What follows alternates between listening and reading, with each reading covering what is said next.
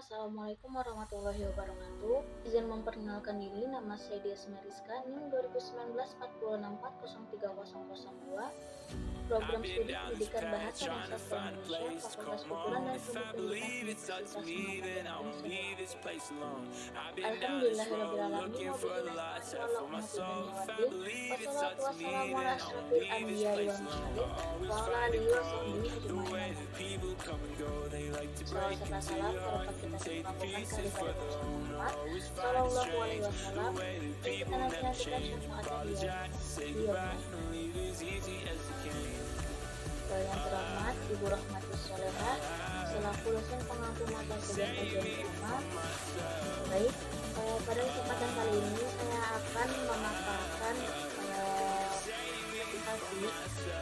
hasil dari tugas analisis yang telah diberikan oleh Bapak, yaitu mengenai tentang menganalisis naskah drama Kamu Anakku karya Zakiuddin dengan menggunakan Pendekatan struktural merupakan pendekatan yang terpenting, sebab pendekatan apapun yang dilakukan pada dasarnya bertumpu atas karya sastra itu sendiri. Selanjutnya yaitu mengenai analisis naskah drama Kamu Anakku karya Zakiuddin menggunakan pendekatan struktural. Unsur intrinsiknya itu ada 8 yang saya pakai. Yang pertama itu judul merupakan komponen utama yang harus ada dalam sebuah drama. Melalui judul, seseorang kemudian bisa sedikit mengetahui bagaimana jalan cerita suatu drama yang ditampilkan. Judul juga dapat menarik minat penonton untuk menyaksikan drama yang akan ditampilkan. Jadi untuk judul dari drama ini yaitu Kamu Anakku karya Zakiuddin. Selanjutnya yang kedua yaitu tema, ialah ide pokok yang menjadi dasar atau pokok utama dari drama. Jadi tema dari drama ini yaitu mengenai seorang anak yang harus patuh dan hormat terhadap orang tuanya selagi masih hidup. Sayangi mereka seperti mereka menyayangi kita di waktu kecil. Hargai apa yang sudah diusahakan untuk membahagiakanmu, dan juga jangan lupa bersyukur untuk segala sesuatu yang telah didapatnya. Jangan sia-siakan keberadaan mereka ketika masih hidup. Jika sudah tidak ada lagi di dunia ini, yang bisa dilakukan hanyalah ini. Selanjutnya yaitu yang ketiga, alur atau plot. Plot atau alur disebut juga sebagai jalan cerita yang disusun sedemikian rupa dari tahapan-tahapan peristiwa sehingga membentuk rangkaian cerita. Tahapan-tahapan dalam alur ini meliputi yang pertama, tahapan awal.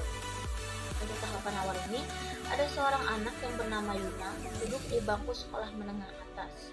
Yuna mempunyai seorang teman dengan gaya hidupnya yang bisa dibilang itu glamor, sehingga membuat Yuna menjadi merasa seperti minder dengan teman-temannya. Selanjutnya yaitu yang kedua, pemunculan konflik.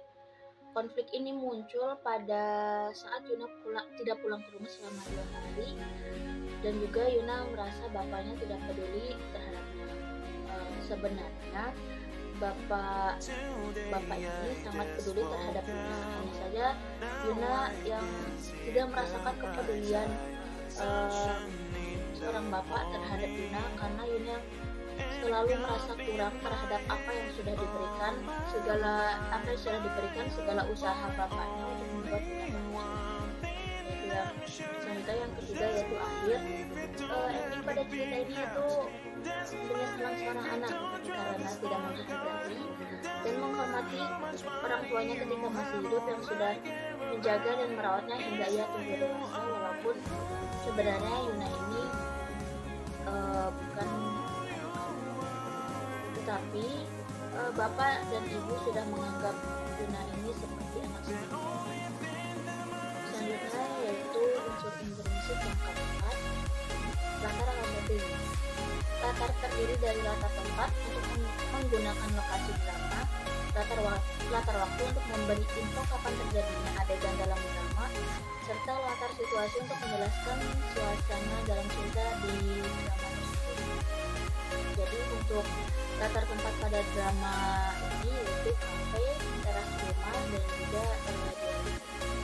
Untuk latar kafe ini terdapat pada naskah drama, yaitu suatu ketika Yuna sedang duduk di sebuah kafe. Ia sedang menunggu teman-temannya datang. Yuna kebingungan karena tidak mempunyai sepeser pun uang untuk membayar makanan dan minuman yang sudah dipesan, yaitu kenapa teras rumah. Di sini terdapat pada naskah drama, yaitu dengan teks, yaitu di sisi lain bapak duduk di depan teras rumah memikirkan anaknya. Selanjutnya unsur intrinsik yang kelima yaitu dialog. Dialog bisa terdiri satu tokoh dengan tokoh yang lain, bisa juga berupa dialog sendiri atau disebut dengan monolog. Adanya dialog memberi penjelasan terkait jalan cerita, biasanya juga disertai gaya atau mimik wajah. Di sini mohon maaf sebelumnya kalau saya tidak sepenuhnya untuk menjiwai dialog ini. Di sini ada percakapan yaitu Astagfirullahaladzim bapak, ayo pak biar ibu bantu. Apa yang kamu lakukan kepada bapakmu nak? Kenapa kamu tega? Apa kamu tidak kasihan melihat kondisi bapakmu seperti ini? Seharusnya kamu membantunya. Lalu Nina pun menjawab, aduh, datang lagi orang tua bangkai tidak berguna kalian.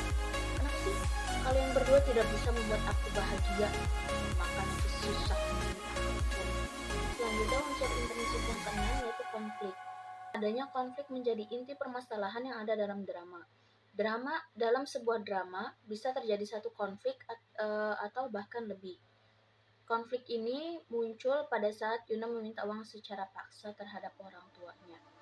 Dekut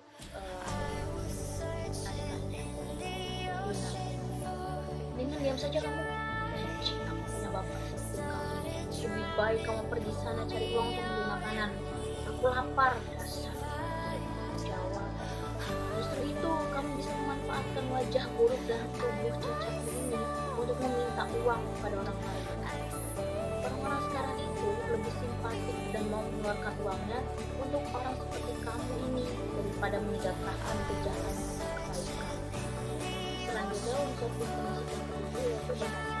Bahasa merupakan kata-kata yang digunakan dalam percakapan cerita drama. Pada naskah drama ini, saya menemukan gaya bahasa hiperbola, yang mana gaya bahasa ini mengungkapkan sesuatu secara berlebihan, bahkan terkesan tidak masuk akal.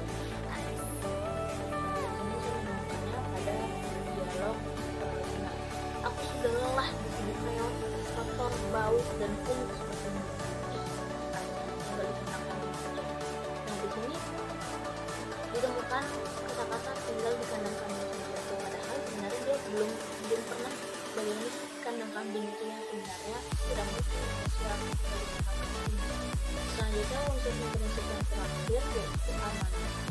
Amanat adalah pesan yang ingin disampaikan oleh pengarang kepada penulis. Untuk amanat yang bisa saya ambil dari cerita drama ini adalah janganlah kalian malu terhadap pekerjaan orang tua, apapun itu dan berapapun hasilnya harus disyukuri. Mereka susah payah dan berjuang untuk melakukan hidup. Kita tidur di dalam rumah, pakai pakaian yang masih layak, tidur di kasur, penghasilan yang cukup buat makan, itu sudah merupakan nikmat dari Allah yang telah diberikan. Hargai setiap perjuangan orang tua yang sudah bersusah payah untuk membuatmu bahagia. Jangan jatuhkan mereka dengan kata-kata yang kurang pantas diucapkan, apalagi terhadap orang tua. Bagaimanapun mereka tetaplah orang tua kita yang sudah merawat dan membesarkan kita dengan kasih sayang. Sayangi, cintai, dan juga hormati mereka selagi masih hidup di dunia ini. Jika sudah tidak ada lagi di dunia ini, hanyalah penyesalan yang bisa balas budi pekertinya sesuai dengan kemampuanmu. Selalu ingat dan dikenang setiap perjuanganmu. Jika ada kesalahan, ingat kebaikan yang paling penting. Jangan hanya karena kesalahan lalu kau melupakan dirimu.